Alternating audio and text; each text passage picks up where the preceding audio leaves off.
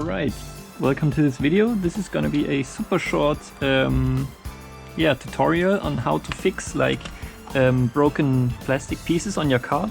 As you might be able to see here, I cut this thing out before, and now I want to put it back in, but only gluing that together won't work. That won't be sturdy enough. So what I'm going to do is I'm taking a paper clip, bending it like that. Just give me a second. Yeah, like that. Then I'm taking a lighter. You could take anything that is able to get this real glowing hot, and then you just, yeah, perfect, now it works. Get this really glowing hot, and then you push it into the metal, let it cool for a second, into the plastic, sorry. Let it cool for a second, and then do that all the way around. You can see I also cut here. You can see I already clipped the ends off right here, and I'm currently doing this seam there. And once you've done with that, you can just take some epoxy or whatever glue you want. I would recommend epoxy because that has been working for me quite well. And then I'm going to put a straight line all the way above all the clips, because that will prevent them from rusting and will give additional support and prevent them from falling out or something. And once you've put epoxy on from the top and from the bottom, you can then, for me the top side isn't important, it's the bottom side which is right here. Then once I epoxied this, I'm going to paint over the epoxy, make it all nice and black again, and yeah. Alright, so the next step, as I said, is taping up all the edges and everything with the spaces in between where you repaired your bumper, because next is filling out all the seams was the right word, seams with epoxy, and yeah, because I have like a pretty thin epoxy to prevent it from just going through the cracks and not staying in there to seal it. I put tape on the bottom. Let's see if I will be able to remove it, but I'm going to sand down the bottom and right.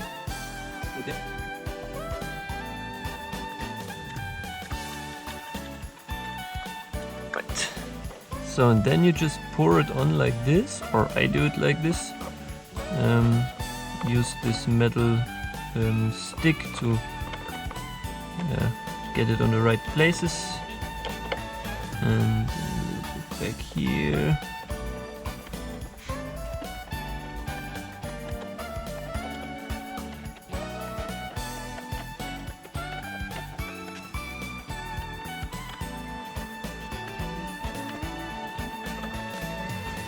Alright, so now I just have to let that dry.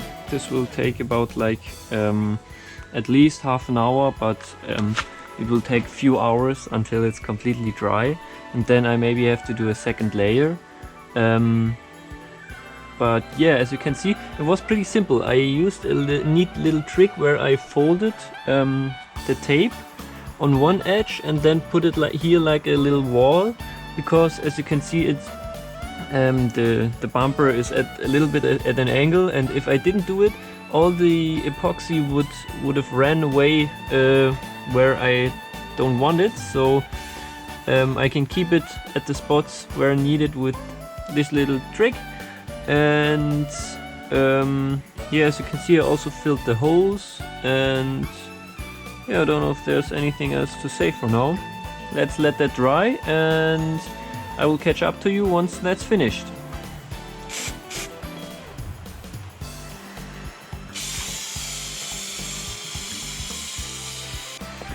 Alright guys, there you have it. That's the result. I mean, you can clearly see the edge that I taped up, because somehow the Also the surface, which is already dirty.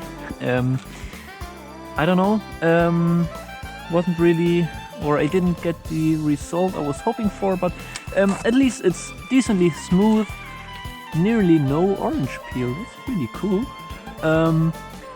And yeah, it's black again. I'm thinking about yeah, making that edge red. I think that could be a pretty cool design element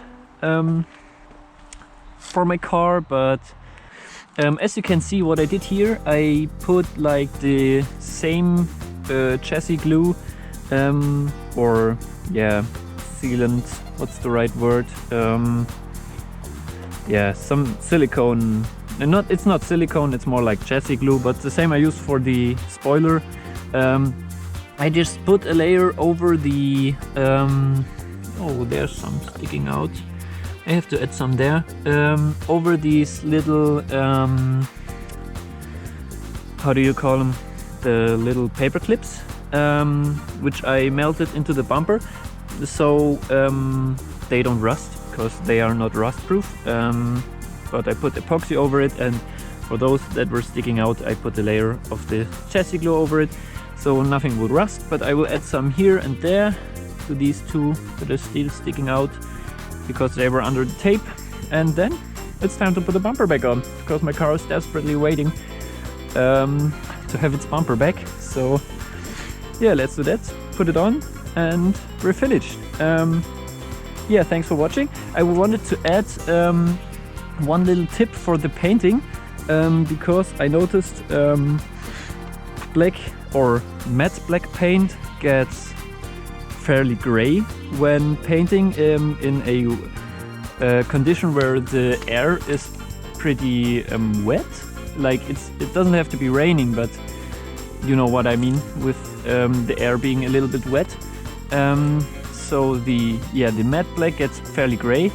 I noticed gloss red paint gets matte, and apparently the clear coat that I painted over this got extremely white.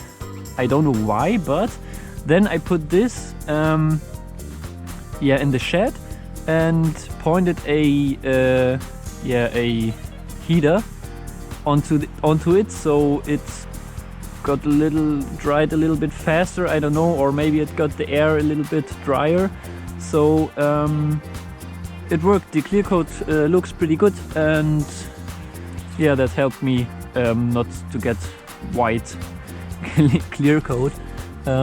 Yeah, I'm pretty happy with the result. That's how you fix your bumper that you cut in pieces because you wanted to. Right then, thanks for watching, and see you in the next video.